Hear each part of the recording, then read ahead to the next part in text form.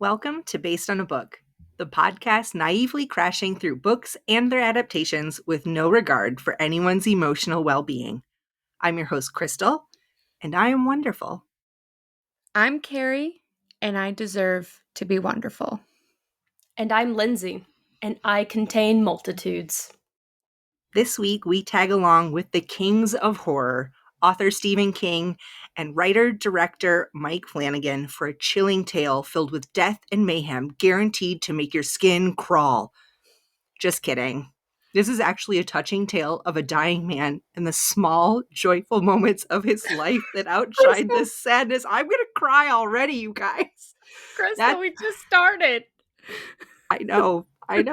That's right, guys. We are dancing our way into the life of Chuck. First published in Stephen King's collection of short stories, If It Bleeds, The Life of Chuck is a novella that tells the touching tale of Charles Krantz backwards over 3 acts. Act 3 is how the world is experiencing Chuck's death. Act 2 is a day in the life of adult Chuck. And Act 1 is Chuck's childhood. I don't know about everyone else, but I cried in each act. So what about you two?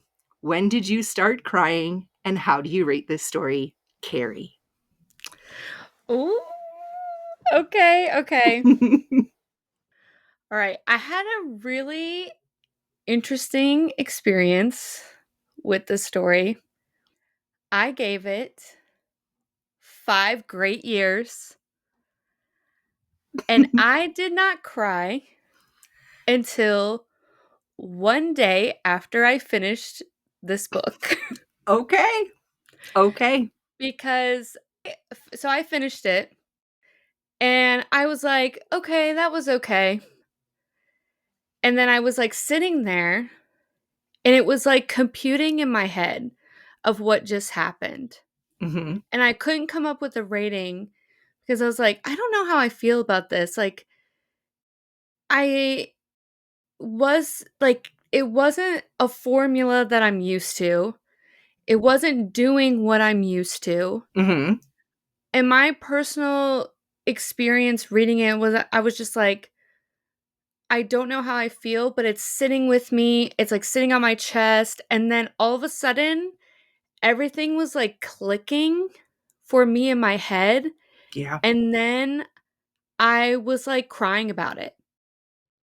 Yeah. And that was my personal experience with it. I wasn't crying while reading. I think I got a little emotional, like not crying, but just like it was in my feels for a few scenes. Mm-hmm. But then all of a sudden it just hit me. And I was like, "Oh, this is a 5-star read right here." Yeah. And I have not experienced that before, which was Okay. kind of insane. Okay. Lindsey, what's your rating, and when did you start tearing up? My rating is 4 crescent-shaped scars. And I didn't start crying until I watched the movie. Okay. That's fair. I rate this story as 6 multitudes. I started crying in the book when Right now.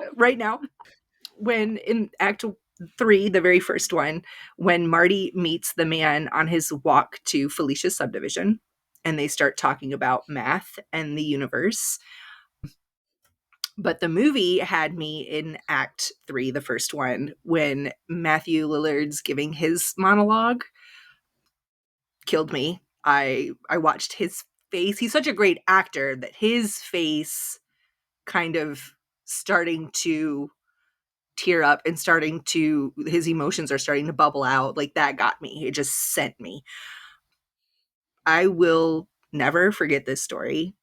Death and grief is something that I think about a lot. I've had a lot of it in my life recently. There's more probably coming soon. And this was just so beautiful. Oh, I told you guys I wouldn't make it this time. I know. So this was a good one for me, and I'm very excited to talk about it with you, especially this movie that I know had us all pretty messed up. So without further ado, are you ladies ready to get into our Spoilers? Yeah, let's get into our spoilers. Okay. This is your spoiler warning, listeners. We are going to talk about all the things we love, we hate, or we hate to love about the book and the movie, and that includes the major plot points and our interpretations of them. If you have not read this story or seen the movie, honestly, stop right here and go do that. I'm begging you, don't listen to the rest of this episode until you do. As always, it is your choice, but don't make the wrong one. A short list of this week's trigger warnings include lots of talk about death, grief, loss, and the end of the world. If these topics give you pause, please check out Storygraph for a more comprehensive list moving forward. With that said, here we are. Stephen King, in the introduction to the audiobook, says he was thinking of an African proverb that says, "You guys, I'm not going to make it." You got this, Crystal. You got it. He was thinking of an African proverb that says, "When an old man dies, a library burns down," which led him to think of Walt Whitman's Song of Myself and the line, "I am large, I contain multitudes." This musing led to the first draft of The Life of Chuck, but it wasn't until he saw a busker in Boston that inspiration struck, and we get the full story King says is about the joy of life in the shadow of death. As with an awful lot of Stephen King adaptations, this one is incredibly similar to the book. With Act 3, the very first act, it's titled Thanks, Chuck, and it opens with the POV of a middle school teacher, Mr. Anderson, played by Chiwetel Ejiofor, as he's trying to make it through parent-teacher conferences and what is seemingly the end of the world. Of course, all of the parents want to talk about the fact that the internet's gone. You know, here he is trying to talk about the kids, and they're trying to talk about what happened to California falling off the face of the earth. I think the way this is done in the story is because it's almost like Mr. Anderson is the narrator at this point. And we hear a lot of his thoughts about how, like, yes, this all kind of sucks, but like we have to keep moving. We have to kind of keep going. Just another it's just another thing happening in the world. It's just another day, for good or for bad, for better or for worse. And we find out that he has an ex-wife, and she is a nurse at the local hospital. They are now calling themselves the nursing staff, and the doctors are calling themselves the suicide squad because, again, end of the world. There's tons of natural disasters. The internet is going in and out, and people are kind of panicked. What happens when people panic? They make quick decisions that aren't necessarily the happiest for everyone to think about. But Felicia, this nurse, his ex-wife, they start talking again. They start calling each other just to have someone to talk to. And they talk about in the book how, lots of people find themselves reaching out to past relationships for that comfort, something that they find comfort in these scary times. Felicia kind of says to him that, like, this is, what are we even trying for? Like, is this the end? In the movie, Mr. Anderson goes on this incredible monologue of Carl Sagan's The Universe, the time of the entirety of the universe since the Big Bang for the calendar year, which is something that I've heard 1,000 times before because I'm a nerd. And the way he's saying it and comforting Felicia, I started to tear up in the movie. I don't know about you guys, but that was a moment for me. But then she says, I don't remember exactly her words, but it was something along the lines of, like, if this is all we have to talk about, if we're this miserable at the end, then at least we're miserable together. And that kind of sticks with him. And then he goes and he goes to find her. But it's on his way to work the next day or on his way home from work after the parent-teacher conferences, that we first notice a billboard. And the billboard says, Thanks for a great 39 years. Charles Krantz. Thanks, Chuck. Something that I think is like super interesting about the book and the movie is that you have to, for this first part, which is quote act 3, Mm-hmm. you have to pay attention Mm-hmm. to all the details. Mm-hmm. And this is this is a novella, like this is a short story in If It Bleeds for Stephen King. The movie is kind of long, almost 2 hours. It is a slow moving movie, very slow, but it's almost like every scene, every piece of dialogue is extremely significant. And not just every piece of dialogue, the scenes themselves. You Mhm. see Every person you're meeting. every poster, every sign, every, the things that people say, because these end up being themes throughout the whole movie and Mhm. a huge clue as to what's actually happening in Act 3. Yeah, I honestly, at this point, I did kind of reflect on would is it better to go into this movie blind, or is it better to have read the book then watch the movie? I was trying to think, Mm-hmm. like, how would I react? Because honestly, starting the movie, I'm crying. I'm crying as I'm starting the movie because that whole act 3, the emotional impact of every little piece Especially in when you that already act know what's 3. happening. Exactly. Mm-hmm. Like, Right, the emotional impact is so much better, but then I was like, "What if I didn't know anything that was happening here? right, How would this affect me?" And when things started clicking later, would that affect me as hard as it is right now? right. No, So, I am curious what people would think are thinking that haven't read the book. I've considered this a couple of times that maybe one of us should watch the movie first and then read the book just so we get that perspective. But I Mhm. don't ever want to be the one who does that. Yeah. Right. I Right. do not volunteer for that role. Yeah. But no, I agree because there's a ton going on. And Mhm. as far as movies go, this is so out of the box, I think, for Mhm. Mike Flanagan. This is, I mean, he did Bly Manor, right? And I really loved Bly Manor. Yeah. But specifically, one of my favorite parts of Bly Manor is the last episode where we get a little bit more of love story, of romance, of that character building kind of tying together. And so I'm not surprised that he was able to pull off this movie. Yeah. A lot of people said that this movie was impossible to make, or this book was impossible to make Yep.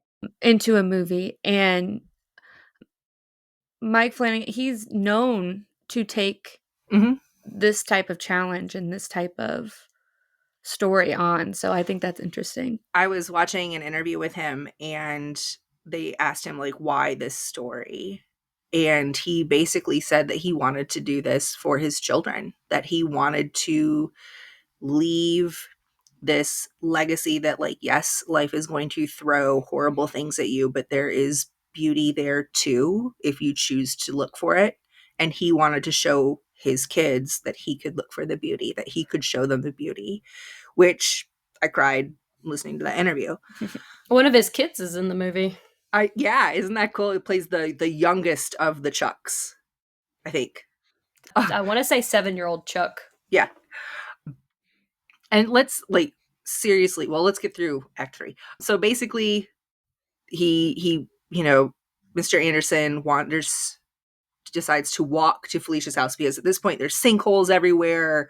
The power's going in and out. There's no internet, there's no phone, and he decides he's going to walk to Felicia's house.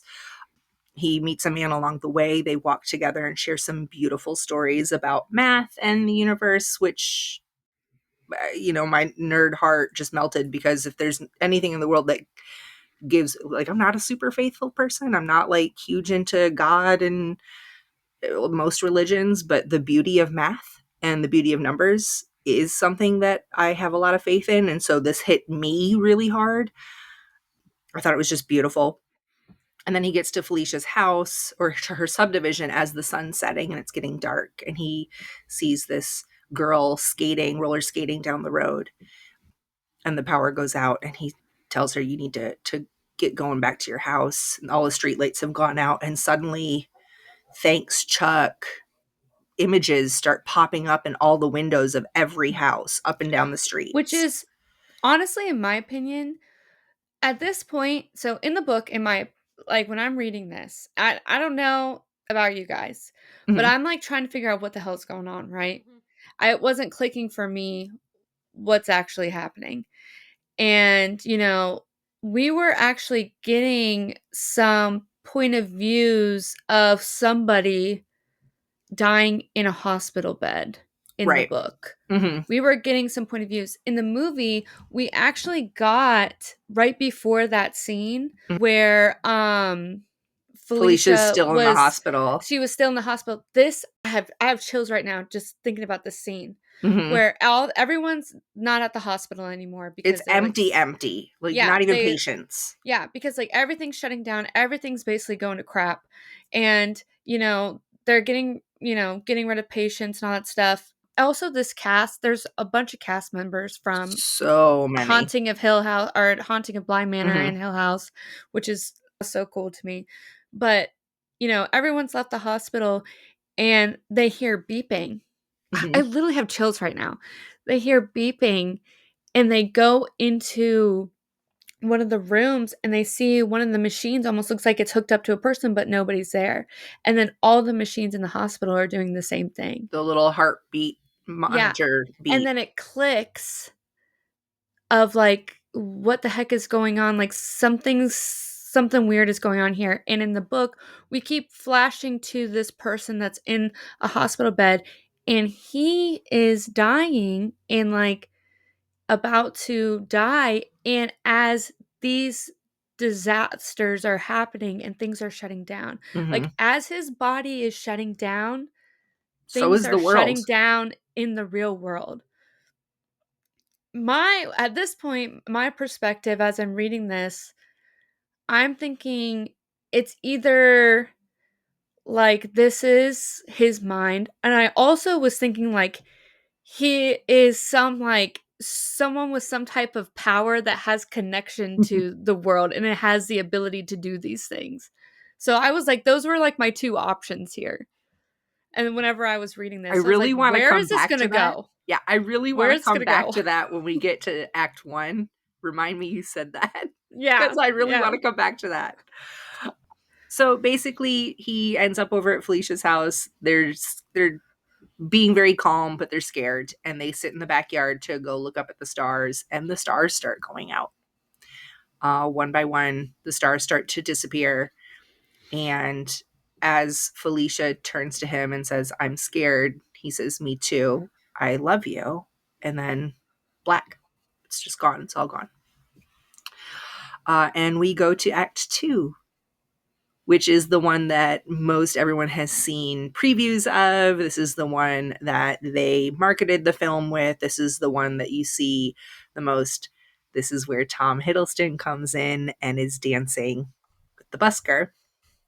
It boils down to 9 months before Chuck's death. Also, just Nick Offerman is the narrator of this movie. Mm-hmm. We don't see him in any of the interviews of the cast, which I think is really sad because he's amazing and his voice was so perfect for the narration. But Nick And I'm Offerman, really happy that it was narrated in yes, general because yes, I think that it helped. Like I said before, this is a slow moving movie, and I think for some of the audience, I don't think it's going to do particularly well. But hmm, I think having this narrator like this helps it move along yeah, and helps push it along, in my absolutely, opinion. I also feel like with a lot of adaptations, they try to remove the narrator and they try to separate it from it being a story right, So I was really surprised, but actually pretty happy that they had a narrator in the movie. Absolutely. Yeah, I think it enhanced the film a lot. Absolutely. We, because Nick Offerman is narrating, we hear him say that this is 9 months before Chuck dies. This is just before Chuck finds out that he has a brain tumor. We find out that he's having some headaches, but that's really about it. He's had a couple of symptoms, but nothing really to make him think that anything is seriously wrong. And he is out of town on a business trip at a banking convention. And although he could sit and hang out with the other accountants and bankers at this convention, he decides he's going to take a walk down the promenade and he sees a busker. And we get to hear through the narration Nick Offerman, which I think is beautiful, but in the book, we kind of get the POV directly from the busker, whose name is Taylor. And we see like the thought of setting up the drums, why we want to play the drums, the how, you know, yeah, Taylor got accepted to Juilliard, but Juilliard wanted you to be formulaic and drill and mathematical and precise, but she wanted to feel the rhythm. She wanted to experience playing, and that's why she loves to busk. And so she's out busking, and here comes Mr. Businessman, and he stops in front of her to dance. Well, of course, we also get another woman, Janice, who just was unceremoniously dumped via text. So she's decided she's going to just go for a walk, maybe go treat herself to a bottle of wine. She's just done with everyone for the day. And she's walking and she sees the busker and this man dancing. And she can't help but kind of start to tap her foot. She can't help but stop and enjoy this too. And she's feeling the music too. And the next thing you know, she's dancing with Chuck. This is told so well in the book, but shown so well in the movie that even my son stopped playing with his Legos to sit on the couch, and he was tapping on the couch, he was chapping on his legs, and then when it was all done and all over, he goes, "That was really good, wasn't it, Mom?" Busted out crying, dead. It was beautiful. Like, you know, Yeah. but it was I such a think something that Stephen King is like, he's doing so well here mm-hmm. is that he's talking about the life's ups and downs without saying, "I'm talking about life's ups and downs." Right. Like, I'm capturing this, like, act 2 is so obviously this is a bright and sunny, like, even in the environment in the movie, it is so bright and sunny. All the colors are just, like, in your face. It is These beautiful, blue, yeah. yellows, like, I think she was wearing red, I can't Mm-hmm. remember, Yep.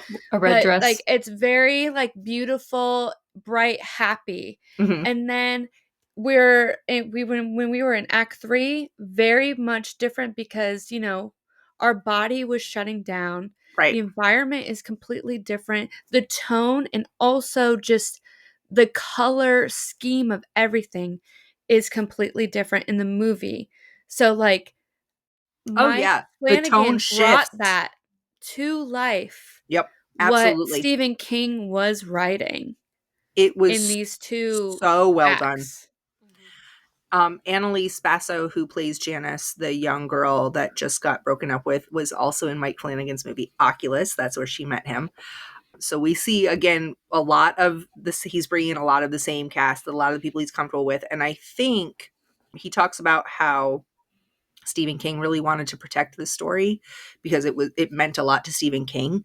And Mike talks about too how he wanted to protect this movie because it was a miracle that it got made in the first place because there were a whole bunch of strikes happening at the time. It was right Mhm. after COVID or right after the peak of COVID, but still lots of concerns. So, the film industry really changed a lot in that time and there were a lot of obstacles to overcome, but this movie somehow did get the go ahead to proceed, and he wanted to make sure it was done perfectly. And I think that's why we see a lot of repeat cast in this.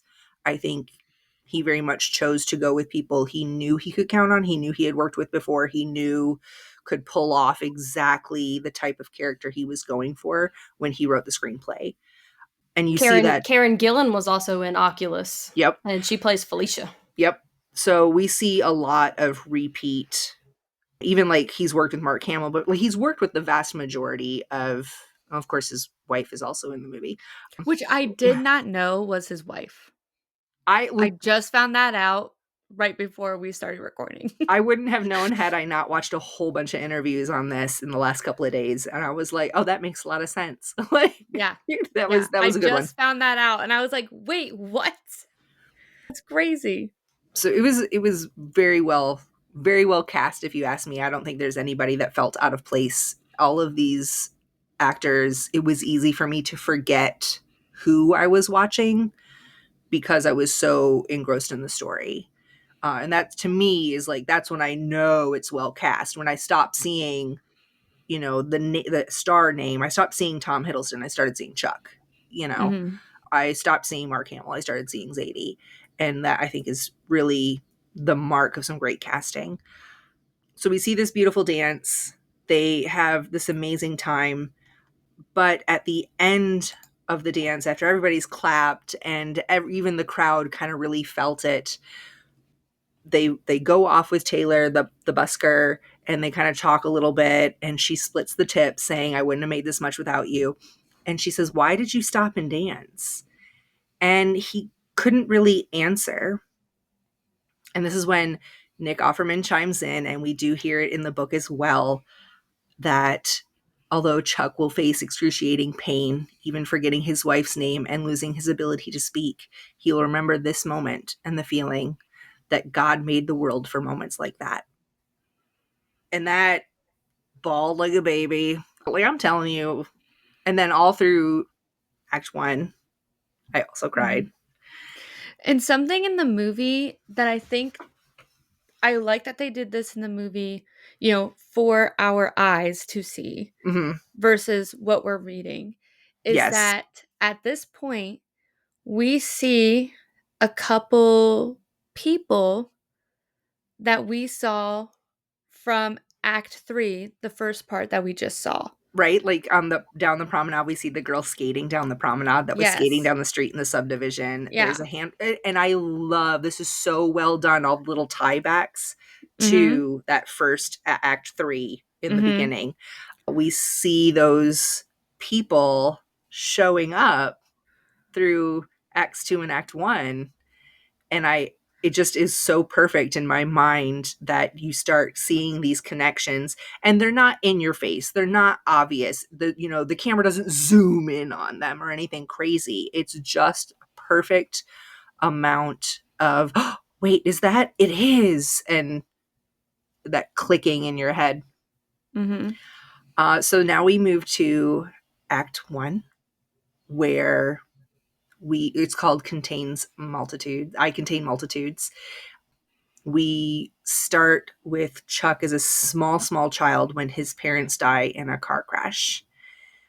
And even though his parents die in a car crash and his mother was pregnant at the time with what they know to be a girl who already had a name picked out, he talks about, this is more from Chuck's point of view. This is more from little Chuck. And we start to see the pattern of great sadness in his life with the juxtaposition of great joy and great beauty.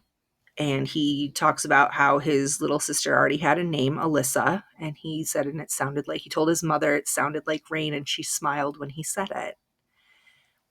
So he remembers his mom's smile. He was raised by his grandparents, who were his father's parents. And he talks about how it was a house full of sadness and grief for over a year. But then one day things started to get better. And they went to Disney World. I think it was Disney World. and they actually enjoyed themselves. They had a nice trip. And then his grandmother started dancing in the kitchen. And this is where Chuck starts to fall in love with dancing because it was fun to do with his grandma. Mhm. And that little boy in the movie was breaking my heart. Absolutely. Like, Absolutely. literally breaking my heart. Like, he was just the sweetest little boy. I, like, literally wanna cry just thinking about it. I cannot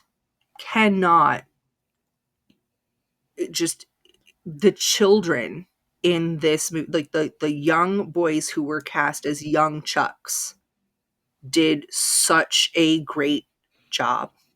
It was Mhm. just beautiful to watch.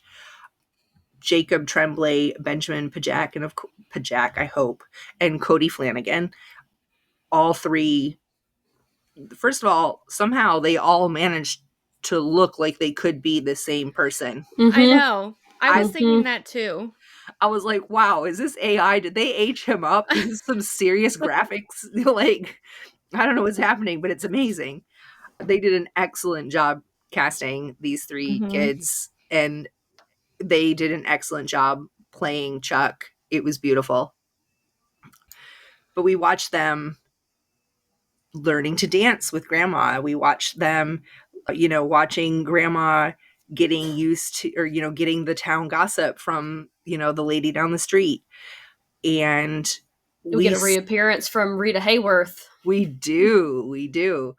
And this is another time where we watch grandma's playing movies on the television of dances, and that's a callback to one of the movies that was playing before the televisions went out, that Netflix went out in act 3 at the Mhm. beginning. And, yeah, at this point, like, even little moments like dialogue, people that you're seeing, Mm-hmm. you're getting more and more in this last part, technically act 1, of people that we saw in act 3. Yep. And honestly, like, I at this point, and this is, like, what I was reflecting on later of how this is done, I wanna cry just thinking about this. I'm telling you. The fact that it started with I wanna cry. It's I literally okay. wanna cry right You're now. allowed. Starting with the ending that's, like, horrible, like, the ending that we don't want to hear. That's Mm-hmm. obviously not a happily ever after, you know? We're starting with this ending, but we're ending with something that's not so bad. We're ending the book with the beginning, Yeah. and we're ending the book with, like, uplifting moments on how, we're gonna survive this and we're gonna get through this, Mm-hmm. instead of ending in, when everything kinda goes to shit, Yep. and I kinda love that, Yep. going backwards this way, so we can actually not necessarily end on a good note, but end on a note of being like, "This is where it started, and I'm not gonna let this," I'm kinda jumping ahead, but this is, like, where I kinda had, It's like, my okay. moment of thinking that, where I was like, "What the purpose of going backwards this way?" This is also, though, where we find out that Zadie, played by Mark Hamill, thinks that the cupola is haunted, Mhm. And and we that. see that in the guys in the Mm-hmm. beginning, his house, Yep. where he just kinda looks at it and then walks away.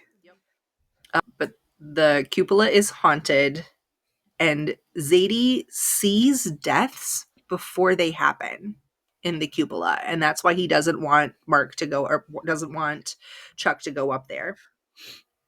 Of course, Chuck attempts to go up there a time or two, attempts to find out what's happening, and pieces together that Zadie is genuinely seeing things happen before they happen. He he doesn't doubt this. He doesn't try to brush it off. He believes that that is true. And then Chuck's grandmother dies, almost exactly the way Zadie mentioned it would happen. His bubby. His bubby. And I cried.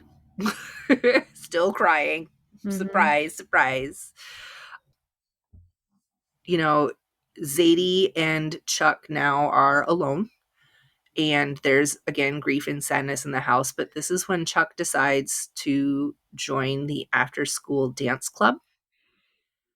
And he starts to dance with his friends. And, he knows a lot of the dances that they're already doing because his bubby taught him, his grandmother taught him, and he is finding that joy again.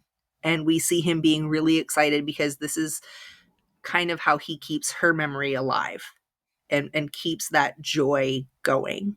And so he starts dancing with this club, and he gets paired off with a lot of the girls that aren't as great at dancing because the teacher, the instructor, wants him to help them to get better, but he really wants to dance with the one girl in the class who's super good, Kat, who he has a crush on, but she's already with somebody else. And so he's like, whatever, I just want to dance.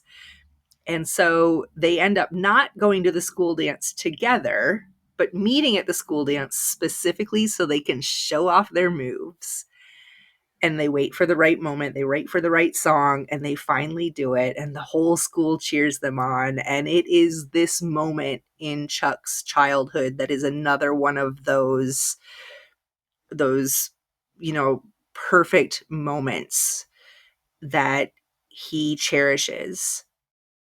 Afterwards, he's hot, he's sweaty, he's excited, but he steps outside to get some cool night air for a minute and is just enjoying this high of this perfect moment, and ends up leaning back against a fence and whacking his hand into it and cutting his hand and getting a crescent shaped scar on his hand,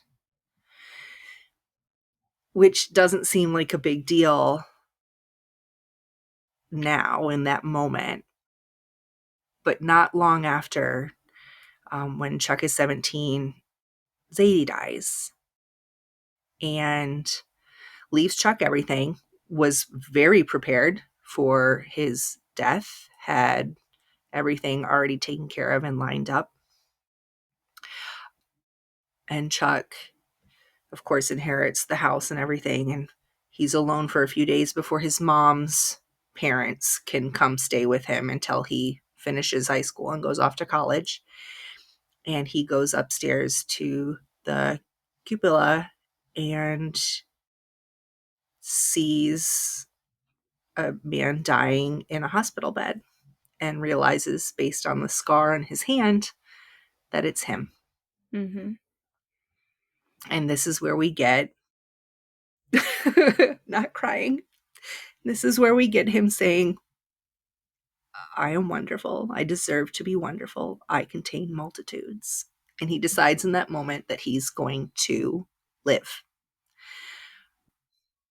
Stephen King says that it was really important to him that Chuck see and be confronted by his own death because we all die. We all die. Everyone dies.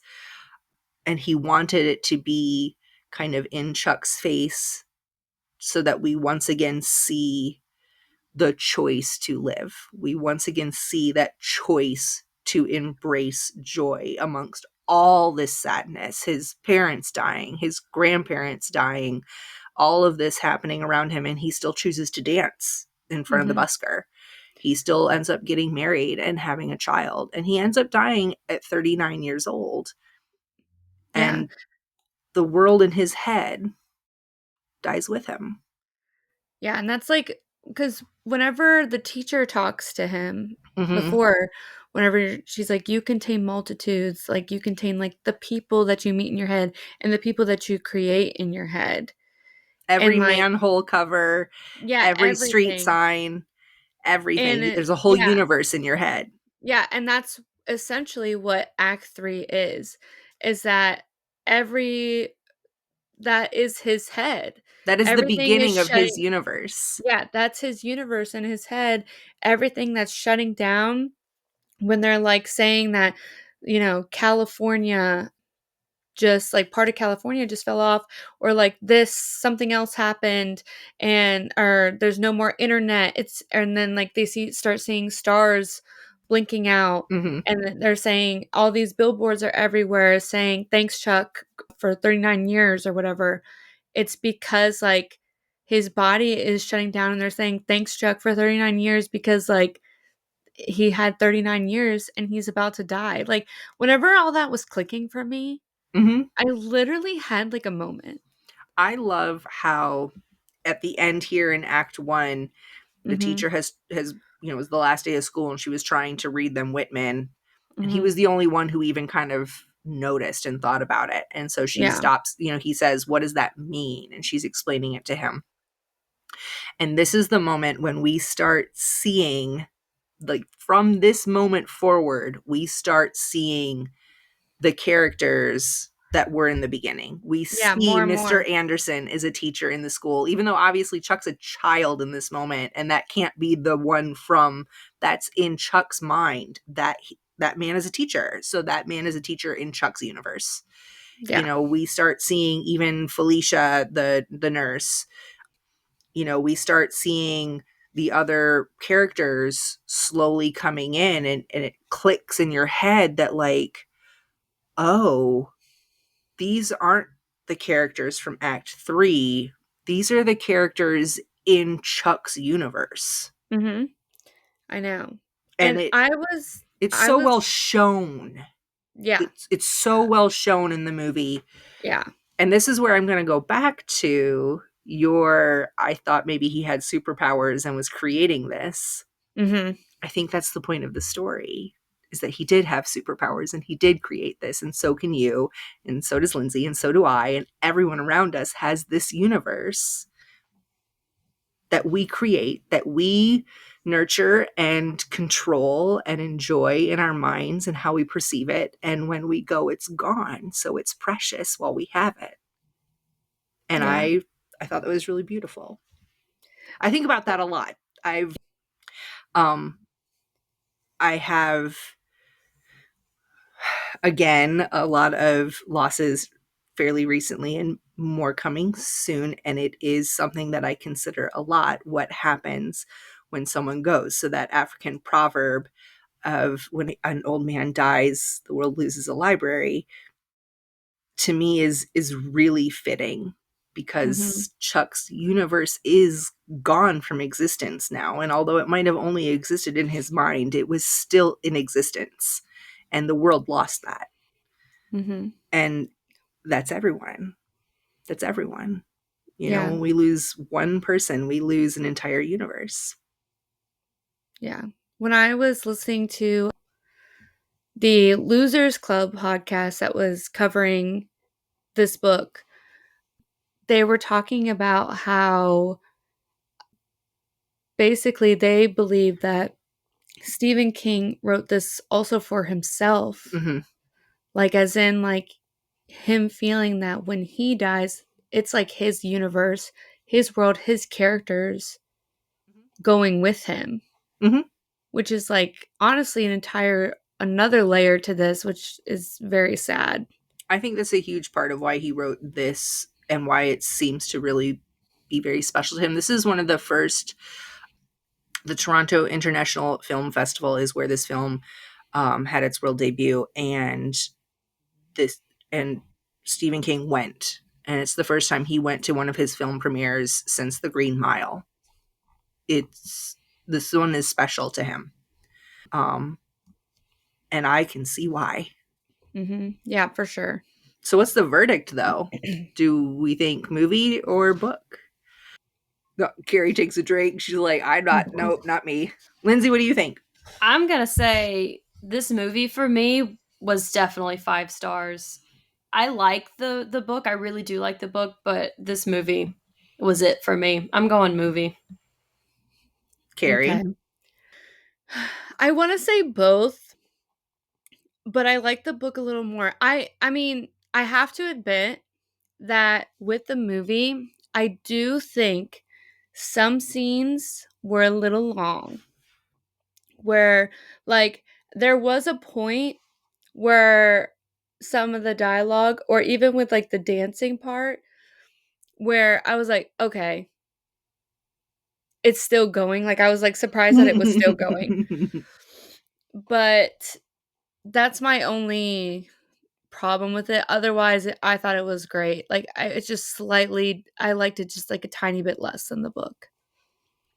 I, of course, love audiobooks. The audiobook on this one, if you take out the introduction and you take out the, chapter for the next book, it's about 2 hours. The movie is also about 2 hours. If you're only going to do one, if you're only going to do one, I'm going to say to watch the movie. I am also then going to tell you that there's no reason you can't also read the book. Like, I don't understand why you are choosing, like, why would you deny yourself that experience? Like, I'm going to berate you, basically, if you don't do both. But if you can only do one, I think the movie's where it's at. I have already basically yelled at everyone I know to read the book and watch the movie.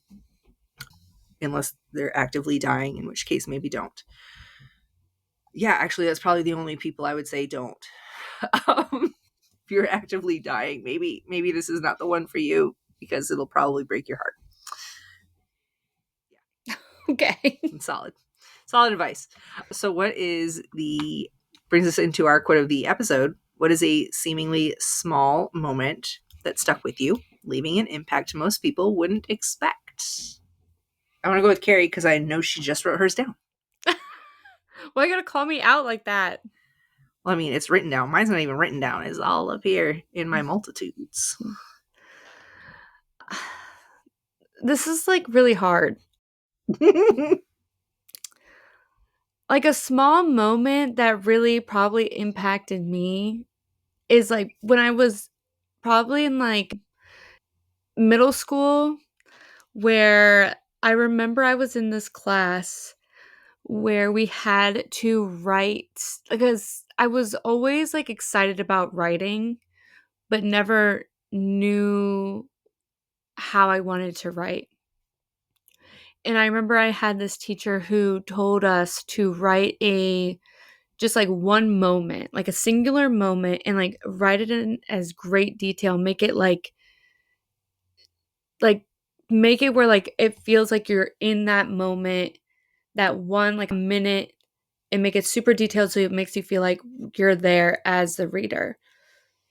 And doing that exercise has helped me with everything to have like a very big imagination when it comes to any type of creative writing, or just like being in the moment. And like if I'm sitting there and I get inspiration really quickly because of that exercise, or I feel like I can sit here and like describe this moment to somebody else and make it sound like super exciting. That's beautiful. Lindsay, what you got? So I went with a more recent. I'm already laughing. Listen, Lindsay, mine's gonna be similar to yours. Keri got all deep on us, so I know. Now I'm just laughing at myself because of what I went You with. should have went with Lindsay first. So a more recent experience was Keri and I went to New Jersey for a concert, and as we're driving through New Jersey and you can see New York in the background, Keri tries to take a video, and all you can hear is me singing in the background. How has that impacted you? It allowed me to laugh at myself. And repeat that lyric And sing that time song today. randomly every 5 minutes. That's me with every meme. It's okay. But also, it was like really, it was the beginning of this concert experience. So then I think of that, and then I think of the concert, life changing. Okay. See, it's just these small moments. Mine is a very similar moment. Me and two good friends had a really just kind of crappy, dramatic night and ended up being up all night long until like 4 a.m. And we decided at that point there was no point in going to bed because if we waited one more hour, the donut shop would open. So we all get in the car. It's a truck. It's one of those like 90s style bench seat trucks, and the three of us are all in the front. And we're a little punch drunk because we're freaking tired at this point. And there was a pin, like a shirt pin with a banana on it, and it just said, "You appeal to me." And for whatever reason, that was the funniest shit we had ever read in our life. And we just kept looking at each other, being like, "You appeal to me." And years later, we would still randomly text or call each other and just be like, "Hey, guess what? You appeal to me." And it would just like change the tone of the day years later. I am sad to say that both of my friends in that experience are gone now, but I still remember. And so that to me is one of those life of Chuck moments that will always live with me. As long as I'm here, that moment is here. So I carry that proudly and laugh about it still to this day. So that's it. The punch made it 10 times funnier too. Right. I swear, like you guys telling me the car ride story of the New York skyline reminded me of that, and I thought, yep, that's going to be a moment that sticks with you guys. So Keri's over here, deep descriptive Yeah, I writing. got a little too deep. I should have been like, this funny vine affected me because I repeat it every single day. I mean, Apparently, never been on live television before. I'm going to see that kid in my dream now. Thanks.